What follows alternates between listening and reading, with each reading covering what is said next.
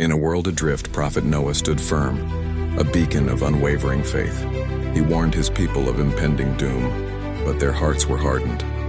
They mocked his words, refusing to believe in the coming deluge. Yet Noah obeyed God's command, beginning the monumental task of building the ark. Day after day, with unwavering dedication, the colossal vessel took shape. Then a miraculous sight. Creatures of every kind began their journey. They entered two by two, guided by divine will into the safety of the ark. The heavens opened, and the great flood descended upon the earth. The ark, a testament to faith, floated atop giant, tumultuous waves. After the deluge, a clear sky emerged, promising a new beginning. A vibrant rainbow arched across the heavens, a covenant of hope. Noah and his family gave thanks, their steadfast obedience rewarded with life. Their story reminds us to trust in guidance even in the face of immense challenges.